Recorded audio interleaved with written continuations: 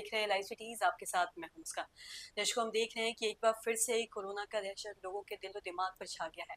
देख रहे हैं कि फिर से कोरोना के बहुत सारे मरीज आ रहे हैं, बहुत सारे लोग इससे ग्रसित हो चुके हैं। पूरे देश भर की बात करें तो 1000 से ज्यादा मरीज हैं जो इससे ग्रसित हो चुके हैं। तो वहीं बिहार की बात करें तो बिहार के एम्स में भी बहुत सारे ऐसे लोग हैं जो कोरोना से ग्रसित पाए गए हैं। आज हम इसी पे तमाम जानकारी लेंगे और ये जानेंगे कि कोरोना अगर आ गया है तो ऐसे में क्या कुछ बचाव करना है, कैसे इसको पहचाने, और साथ ही अगर जो लक्षण दिखे तो तुरंत क्यों डॉक्टर से जाने के या फिर मिलने की जरूरत है। इसी पे तमाम जानकारी लेंगे और इसी पे खास बातचीत करने के लिए आज हमारे साथ मौजूद है बिहार के जाने माने physician doctor Rajeev Ranjan. Sir नमस्कार, बहुत बहुत स्वागत है आपका। धन्यवाद मुस्कान जी। सर, हम देख रहे हैं एक बार कोरोना का जो दहशत है फिर से लोगों को दिलो दिमाग तक छा गया है, और साथ ही हम देख रहे हैं कि इसके जो पेशेंट है, इसके जो लोग भी काफी ज्यादा ग्रसित हो रहे हैं। देश भर की भी बात करें या बिहार की भी बात करें तो बहुत सारे मरीज जो एम्स में भी पाए गए हैं बिहार में भी फिर से एक बार ये पेशेंट इसके बढ़ रहे हैं। तो ऐसे में क्या कुछ चीजों का प्रिकॉशन लेना है, क्या ये कोरोना है, कैसे वापस से इसकी शुरुआत हो रही है, तो क्या ख्याल रखना है इस बारे में थोड़ा विस्तार से बताएं।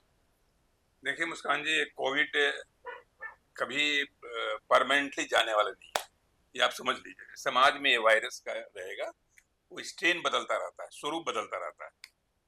तो इससे बहुत ज्यादा दहशत और खौफ की जरूरत है नहीं।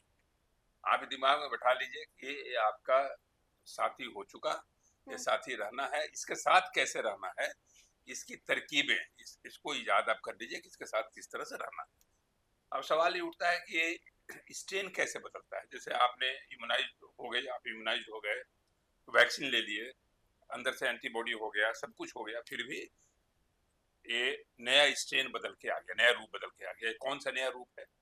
ये नया रूप है जिसको कहते हैं, नया स्ट्रेन आया है JN.1। ये ओमिक्रॉन का ही रूप है। ओमिक्रॉन का नाम आपने सुना होगा, जो 2021, 22, 23 में आया। तो ओमिक्रॉन का एक नया वेरिएंट है JN.1। JN.1 के सब वेरिएंट है, मतलब उसके आप कह लीजिए नाती पोता बेटा सब जो है होते रहता है। म्यूटेशन के बाद जो स्पाइक प्रोटीन में बदलाव होता है उसको म्यूटेशन हम लोग कहते हैं, उसके बाद आया। तो दो सब स्ट्रेन जो अभी भारतवर्ष में जो कहर मचा रहा है, संख्या के लिहाजन, मौत की लिहाजन नहीं, संख्या के लिहाजन है, वो NB.1.8.1 और दूसरा है LF.7। तो JN.1 मेन स्ट्रेन हो गया, उसका सब स्ट्रेन हो गया ये दोनों NB.1.8.1 LF.7। अब सवाल है कि ये स्ट्रेन जो है, क्योंकि इसमें ऐसा बदलाव आया है कि इम्यून स्केप करता है, नहीं आपके अंदर घुस गया, आपकी इम्यूनिटी को स्केप कर दिया। तो इसमें यह है कि आप इन्फेक्टेड हो गए, और जब इम्यून स्केप किया, इसके ट्रांसमिशन क्षमता बहुत ज्यादा है। यानी एक मरीज जो पहले 4 या 5 को इन्फेक्ट करता था, इसमें ये क्षमता है कि 6-7 को कर सकता है, 8 को। तो इसलिए जब एक मरीज जब होगा तो हो सकता है कि पूरे कम्युनिटी लेवल पर इसका जिस द्रुत गति से, बहुत ही तेज गति से इसका प्रसार हो। लेकिन गंभीरता नहीं, गंभीरता सिर्फ उन्हीं लोगों को है जो पहले भी था, कि जिनको जैसे प्रेग्नेंट लेडीज हैं, जिनको डायबिटीज है, जिनको प्रेशर है, जिनको कैंसर है, जिनको किडनी की बीमारियां हैं, उनमें थोड़ा सतर्कता की जरूरत।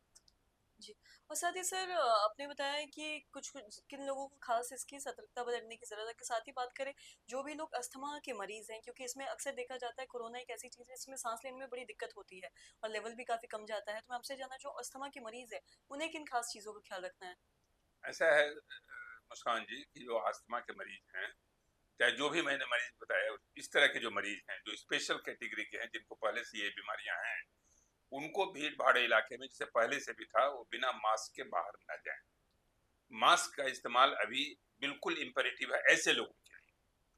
दूसरा कि ऑलरेडी वो वैक्सीन ले चुके हैं, तो इसलिए अभी बूस्टर की जरूरत नहीं, तो इसलिए मास्क पहने रहें, सोशल डिस्टेंसिंग रखें, लोगों से दूरी बना के रखें, हाथ पैर को जो जो पहले भी सैनिटाइजेशन था वो सैनिटाइज करते रहें, और सतर्क रहें। मेन है कि जितने इस तरह के मरीज हैं जो आप आजमा की बात कर रही हैं, क्योंकि आजमा में पर से इम्यूनिटी लेवल थोड़ा कम होता है, क्योंकि हाई ब्लड प्रेशर होता है, लंग्स पर असर है, लंग्स की बीमारी है, लंग्स पर अटैक करता है, तो इसके लिए आपको सतर्क रहना है।